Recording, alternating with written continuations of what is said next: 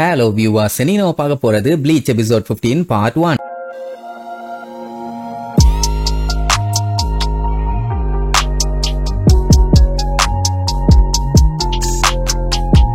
Open பண்ணா நம்ம ரூக்கியாவை காட்டுறாங்க. அவ அந்த கபோர்டுக்குள்ள படுத்துக்கிட்டு நடந்த சண்டையை தான் யோசிச்சு பாத்துக்கிட்டு இருக்கான். அந்த மெனோஸ் வெளியே வந்துச்சு. வந்ததை இச்சுக்கோ ஒத்தாலா நின்னு அட்டாக் பண்ணி திருப்பி அனுப்பிட்டான். இவ்வளவு பெரிய சம்பவம் நடந்திருக்குன்னா கண்டிப்பா இந்த விஷயம் சோல் சொசைட்டிக்கு தெரிஞ்சிருக்கும். இதனால இச்சுக்கோக்கு என்ன ஆகும்னு தெரியலையேன்னு கவலைப்படுவான். அப்படியே கட் பண்ணி காலையில காட்டுறாங்க. நம்ம கோன் பாத்தீங்கன்னா தொண்டைகிளிய கத்திட்டு இருப்பான். என்னடான்னு பார்த்தா இச்சுகோவோட சிஸ்டர் கோனை இப்படி ஒரு கெட்டப்க்கு மாத்தி வச்சிருப்பான். அதான் அவனால தாங்க முடியல. இச்சுகோ கிட்ட புலம்பி தள்ளுவான். ஆல்ரெடி என்னைய வாஷிங் மிஷின்ல போட்டு வறுத்தெடுத்தா அதுக்கப்புறம் இப்படி ஒரு வேலையை பார்த்து விட்டான்னு கத்தன உடனே ஓங்கி ஒரே மிதி. நல்லா தாண்டா இருக்குது. ஒய்யால நீ ரொம்ப அழுக்கா இருப்ப, அதனால உன தூக்கி துவைச்சிருப்பா. இதுல என்ன தப்பும்பா? என் காதை பாடுறா, என்னத்த மாட்டி விட்டுருக்கான்னு. அதை சும்மா மாட்டினா கூட பரவாயில்ல, கம போட்டு ஒட்டி வச்சிருக்கா. என்ன இழுத்தாலும் வர மாட்டேங்குது. என்ன பார்த்தா அவளுக்கு என்ன சாதாரண பொம்மை மாதிரி தெரியுதா அப்படின்னு புலம்பிட்டு இருந்தவனே அவன் புடிச்சு இழுப்பானா. அவன் கதறுவான். என்னடா பண்ற? ஐயோ வலி தாங்க முடியல அப்படி இப்படின்னு. ஓ எவ்வளவு இழுத்தாலும் அது வராதா அப்படின்பா. ஆனா அதுக்குள்ள கோனுக்கு ஐயோ மண்டை காஞ்சி போயிரும். இப்ப மட்டும் நான் அதை பிச்சை எடுத்தேன்னு வச்சுக்கேன், அந்த கிளிப்பை விட உன் காதே அது கூட பிஞ்சு வந்துடும். அந்த அளவுக்கு ஸ்ட்ராங்கா ஹெவியா போட்டு ஒட்டி வச்சிருக்காமா. அதுக்கப்புறம் டைம் ஆயிருச்சு, சீக்கிரமா கிளம்பணும்னு கோனெல்லாம் மிதிச்சு தள்ளிட்டு அவன் பாட்டுக்கு போவான். அது அவனுக்கு கடுப்பா இருக்கும். ஏன்னா அவனை கொஞ்சம் கூட மதிக்கவே மாட்டேங்கிறான்ல. இப்படி அவமானப்படுத்துறவங்க கூட எதுக்காக இருக்கணும்? இங்க இருந்து ஒரு பயணத்தை ஸ்டார்ட் பண்ணி எங்கேயாச்சும் போவோம். கண்டிப்பா நம்மள மதிச்சு பத்திரமா பாத்துக்கிறதுக்கு யாராச்சும் ஒருத்தர் இந்த உலகத்துல இருக்க மாட்டாங்க. அவங்கள கண்டுபிடிச்சு நான் அந்த இடத்துக்கு போறேன் அப்படின்ட்டு வெறி ஆயிட்டான். அப்புறம் நம்ம இச்சுக்கோ கிளம்பிட்டு ரூக்கியா கிட்ட வா போலான்னு உடனே அவ கடுப்பாவே வருவான். ஏன் என்னாச்சுன்னு கேட்டா நேத்து நடந்த சம்பவத்தால டயர்டா இருக்காளாமா. அதான் பஞ்சாயத்தான்னு கேட்டா ஆமா ஆமான்னு சொல்லிட்டு கண்டுக்காம அவ பாட்டுக்கு போவா. இச்சுகோக்கு ஏதோ சரியில்லையேன்னு தோணும். ஆனா அவன் பெருசா அதை கண்டுக்க மாட்டான். இங்க கோன் பாத்தீங்கன்னா அப்படியே தெருவுல புலம்பிக்கிட்டே போவான். நமக்கு எங்கேயுமே மரியாதை இல்ல, என்னதான் பண்றது, நம்ம என்ன மானங்கட்ட வாழ்க்கடான்னு வாக்கிங் போயிட்டு இருக்கும் போது ஆப்போசிட்ல ரெண்டு பொண்ணுங்க வந்துட்டு இருப்பாங்க. உடனே ஒரு நார்மலான பொம்மை மாதிரி அங்கேயே அப்படியே விழுந்துருவானா. சரி நம்ம இருக்க அழகுக்கு எப்படியே நம்மள வந்து தூக்கிட்டு போயிருவாங்க, இவங்க கூடயே நம்ம ஜாலியா இருந்துக்கலாம்னு நினைச்சிட்டு இருக்கும் போது வரவ வந்து ஒரே மிதியா மிதிச்ச உடனே பையன் லைட்டா கத்திடுவான். உடனே அவங்க ரெண்டு பேருமே ஷாக் ஆயிருவாங்க. என்னது இது சத்தம் போடுது அப்படின்ட்டு அப்படியே லுக்கு விடுவாங்க. ஐயோ டவுட் வந்துருச்சு போலயே, சிக்கனோன்னா புடிச்சு நம்மள பிதிக்கி சம்பவம் பண்ணிடுவாங்கன்னு சொல்லிட்டு விழுந்தடிச்சு ஓட ஆரம்பிப்பான். உடனே அந்த பொண்ணு பாத்தீங்கன்னா நான் 100 மீட்டரை 12 செகண்ட்ல ஓடுனவன், என்னால இதை ஈஸியா புடிக்க முடியும்னு சொல்லிட்டு மின்னல் வேகத்துல விரட்டிட்டு வருவா. அட சண்டாளி, யாராச்சும் நீ கருணை காமிச்சு பத்திரமா பாத்துக்குவீங்கன்னு பார்த்தா இப்படி ஓட ஓட விட்டு மிதிக்கிறீங்களே நியாயமானு புலம்பிக்கிட்டே போவான். அப்படியே கட் பண்ணா ஒருகிமே ஸ்கூலுக்கு வந்துட்டு இருப்பா. அப்ப வழியில நம்ம ரூக்கியாவை பாப்பாளா. அவளை பார்த்தோன்னா அவ்வளவு ஹாப்பி. வாங்க நம்ம ரெண்டு பேரும் ஒன்னாவே ஸ்கூலுக்கு போவோம் அப்படின்ட்டு ஒன்னா போவாங்க. கையில பாத்தீங்கன்னா ஒருமே ஒரு பேக் வச்சிருப்பான். என்னடான்னு கேட்டா ஆமா சம்மர் வெக்கேஷன்ல, அதனால மேடம் எல்லாத்துக்கும் ரெடியா இருக்காங்களாமா. அது மட்டும் இல்லாம எப்படா சம்மர் வெக்கேஷன் ஸ்டார்ட் ஆகும், அதுல ஜாலியா தூங்கிக்கிட்டு டான்ஸ் ஆடிக்கிட்டு ஃப்ரீடம் என்ஜாய் பண்ணலாம் அப்படின்னு ஒண்ணு. அப்படியா அப்படின்னு ரூக்கியா ஷாக் ஆகியப்பா. என்ன ரூக்கியா அப்படியான்னு கேக்குற, உனக்கு எந்த ஒரு பிளானுமே இல்லையான்னு கேட்டா அவளுக்கு இதெல்லாம் ஏதோ புதுசா இருக்கிற மாதிரி இருக்குது. ஆக்சுவலா ஆகஸ்ட்ல பாத்தீங்கன்னா ஃபயர் ஒர்க் ஃபெஸ்டிவல்லாம் பயங்கரமா நடக்குமாமா. இவ அப்புறம் டட்சுகி இன்னும் நிறைய பேர் ஒன்னா சேர்ந்து அதுக்கு போலான்னு பிளான் பண்ணிட்டு இருக்காங்க. நீங்களும் எங்க கூட வேணா ஜாயின் பண்ணிக்கிறீங்களான்னு கேப்பா. ஃபயர் ஒர்க் ஃபெஸ்டிவல்லாம் அவளுக்கு என்னன்னே தெரியல. இத பத்தி நம்ம இச்சுகோ கிட்டையும் பேசணும். ஸ்பிரிட் ஹண்டர் ப்ரோக்ராம்க்கு போனோம்ல, அந்த மாதிரி செம ஃபன்னா இருக்க போதும்பா. அந்த இடத்துக்கு நம்ம பையன் அவன் ஃபேமிலியோட வந்தது, அதுக்கப்புறம் அவங்கள நல்லபடியா பாத்துக்கிட்டது அப்படி இப்படின்னு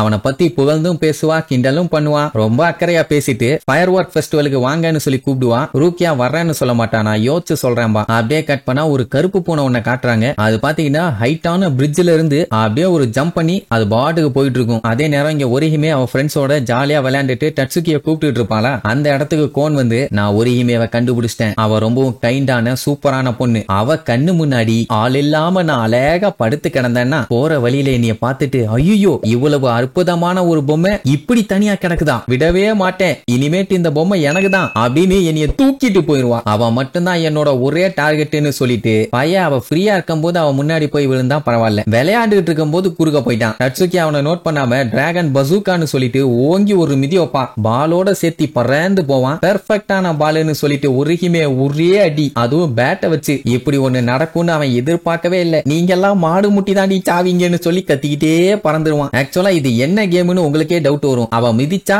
இவ கட்டைய வச்சு அடிச்சா, அதாவது பேஸ்பால் பிளஸ் சாக்கர் பேசராமா. சோ இப்படி ஃப்ரீ பீரியட்ல ஜாலியா விளையாண்டுட்டு இருக்காங்க. அந்த டைம் இச்சுகோ வந்து பாத்துட்டு ஆமா என்ன இவளுக்கு லூசு மாதிரி பண்ணிட்டு இருக்காளுங்க. அப்படிங்கும் போது அவனோட லூசு ஃப்ரெண்ட் ஒருத்தன் இருக்கானே, அவன் வந்து நம்ம பயல போட்டு படாத பாடுபடுத்துவான். ரெண்டு பேர்த்தையுமே லெஃப்ட்ல தள்ளி விட்டுட்டு கிரவுண்ட்ல கிடந்த பால்ஸ் எல்லாத்தையுமே எடுத்து பிடி ரூம்ல கொண்டு போய் வைப்பாங்க. அப்பதான் ஒரு மேட்டரே தெரியுது. இஷிடா பாத்தீங்கன்னா இன்னைக்கு ஸ்கூலுக்கே வரல. நேத்து பார்க்ல பாத்தாங்களாமா. பைத்தியக்காரன் மாதிரி என்னத்தையோ உளறிட்டு இருந்தான் அப்படிங்கிற மாதிரி பேசிட்டு இருப்பாங்க. இங்க நம்ம பயலுக்கு வேர்த்து ஊத்தும். ஏன்னா ஆல்ரெடி அவன் ஏதோ டிராமால பர்ஃபார்ம் பண்ற மாதிரியே பண்ணிட்டு இருப்பான். ஏதாவது லூசுத்தனமா பண்ணிக்க போறாங்கிற மாதிரி யோசிப்பான். இவங்க எல்லாம் கண்டிப்பா அவன் ஏதோ ஒரு தியேட்டர் குரூப்ல ஜாயின் பண்ணி இருக்கணும். ஏன்னா அவனை சுத்தி வியர்டான ஆளுகள்லாம் இருந்தாங்கன்னு கிசுகேவோட டீமை பத்தி தான் சொல்லிட்டு இருக்கான். அதுக்கப்புறம் அந்த இடத்துல எக்ஸ்ப்ளோஷன் ஆச்சு, அது இதுன்னு ஒண்ணு விடாம எல்லா விஷயத்தையுமே பேசிட்டு இருப்பாங்க. இங்க நம்ம ஆளுக்கு கொஞ்சம் நிம்மதியா இருக்கும். ஏன்னா இவங்க ரொம்ப துருவி எல்லாம் எதையும் கேட்கல. லூசு மாதிரி தான் என்னத்தையோ பேசிட்டு இருக்காங்க. கடவுளே இவங்களை முட்டாள்களா வச்சதுக்கு ரொம்ப ரொம்ப நன்றி அப்படின்னு இருப்பான். சோ இங்க ஒரே ஃபன்னு வைங்க. அதே நேரம் ரூக்கியா கிளாஸ்ல இருந்து நம்ம ஆளுங்க இப்படி என்ஜாய் பண்ணிட்டு இருக்கிறத ரொம்பவும் கவலையோட பாத்துக்கிட்டு இருப்பா. மேபி அவளை வந்து கூட்டிட்டு போயிருவாங்களோன்னு பயப்படுறா போல. அதே நேரம் நம்ம இஷிடா ஒரு வழியா ஸ்கூலுக்கு வந்துட்டான். ஆனா என்ன கை பூரா கட்டு போட்டு வந்திருப்பான். என்னடா மம்மி கட்டெல்லாம் போட்டு வந்திருக்கேன்னு கேட்டா, படிக்கட்டுல பல்லு உடையற அளவுக்கு விழுந்துட்டேன் மேடம் அப்படின்னு உடனே, பரவாயில்ல பல்லுக்கு எதுவும் ஆகல, போய் உட்காரும்பாங்க. போய் உட்கார்ந்துட்டு இருக்கவனே இச்சுக்கும் அப்படியே குறுன்னு பாப்பான். ரூக்கியா பாத்துட்டு, உன் மேல எந்த மிஸ்டேக்கும் இல்ல, ஒண்ணு கவலைப்படாதேன்பா, நோட் பண்ணிட்டாலே சண்டாலிங்கிற மாதிரி ஷாக் அடிச்ச மாதிரி உட்கார்ந்துட்டு இருப்பான். அவன் பண்ண வேலைத்தனத்துக்கு அவன் அனுபவிச்சுட்டு இருக்கான். நீ ஒன்னும் ஒரி பண்ணாதேன்பா. ஏன்னா ஹாலோஸ் எல்லாம் வர வச்சது அவன் தானே. இருந்தாலும் இச்சுக்கோ நான் ஏன் கவலை பண்ணணும்னு மனசுக்குள்ள லைட்டா கவலைப்படுவான். கவலைப்படக்கூடாதுன்னு ஏன்டா கவலைப்பட்டு இருக்கேன்னு ரூக்கியா கேப்பாளா. மனசுக்குள்ள கூட நினைக்க விட மாட்டேங்கிறாளேன்னு கடுப்பாவான். என்ன ஒரு மேட்டர்னா அவன் ரொம்ப பெர்ஃபெக்ட்டான பையன். அவன் லேட்டா வந்ததை யாராலையுமே நம்ப முடியல. இப்ப என்னன்னா நம்ம ஒரியுமே சேடு ரூக்கியா அப்படின்னு எல்லாரும் மனசுக்குள்ளயும் அப்படியே ஒரு குழப்பம் ஓடிக்கிட்டே இருக்குது. ஏன்னா இப்படி ஒரு சம்பவத்தை வாழ்க்கையில முதல் டைம் எக்ஸ்பீரியன்ஸ் பண்ணிருக்காங்கல்ல. அதனால அப்படியே லஞ்ச் டைம் வருது. நம்ம இஷிடா கிட்ட அவன் ஃப்ரெண்ட் வந்து, வாடா நம்ம லஞ்ச் சாப்பிடலாம் பானா, நான் வேற ஒருத்தர் கூட சாப்பிட போறேன்னு உடனே, யார் அந்த பொண்ணுன்னு கேட்பான். நேரா இஷிடாவை போய் கூப்பிட்ட உடனே, அடே கண்டவன் கூட எல்லாம் போய் சாப்பிட்டீங்கன்னா அது ஃபன்னா இருக்காதரா, பண்ணி ஃப்ரெண்டு கூட சாப்பிட்டாதான்டா ஃபன்னா இருக்கும்னு சொல்லிட்டு காமெடி பண்ணிட்டு இருப்பான். சரி அவன் சாப்பிட வரமாட்டான்னு பார்த்தா அவனுமே நான் சாப்பிட ரெடிம்பா. கிளாஸுக்குள்ள ஒரே கலவரம் தான். அப்படியே ரூக்கியாவை காட்டுறாங்க. அவ இன்னும் கவலையில தான் இருக்கா. ஏன்னா அவளை பிடிக்கிறதுக்காக ஒரு சோல் ரீப்பர் ஒருத்தனை அனுப்பி இருந்தாங்கல்ல. அவனுக்கு புரிஞ்சு போச்சு இவ எந்த தப்பும் பண்ணல, நல்லதுக்காக தான் இருக்கான்னு. ஆனா இவ மேல ஆரம்பத்துல இருந்தே டவுட் வந்துருச்சு. இனி இதுக்கப்புறம் எனக்கு அதிக நேரம் இல்லைன்னு சொல்லிட்டு இருப்பான். அப்ப அவளோட ஃப்ரெண்ட்ஸ் எல்லாம் வந்து வாங்க லஞ்ச் சாப்பிடலான்னு அவளை கூப்பிடுவாங்க. கிசுகேவோட ஷாப்ல ஜிண்டா பயலோட ஒரே ரவுஸ். அந்த உருவு புள்ள அழகா நின்னு கூட்டிட்டு இருப்பான். ஆனா நம்ம பையன் தொடப்பக்கட்டையை வச்சுட்டு கிரிக்கெட் விளையாண்டுட்டு இருப்பான். ஏன் தான் இவன் இப்படி இருக்கானோ தெரியலையேன்னு யோசிச்சுட்டு இருக்கும் போது கருப்பு பூனை பிரிட்ஜ்ல இருந்து குதிச்சு வந்துச்சு இல்ல, அந்த பூனை அங்க வந்து நிக்கும். என்னது இதுன்னு பார்த்துட்டு அப்படியே முழிப்பான். இனி இதுக்கப்புறம் அந்த பூனை யாரு, எதுக்காக இவங்களை தேடி இங்க வந்து இருக்குதுன்னு அடுத்தடுத்த எபிசோட்ல பார்க்கலாம். டாடா.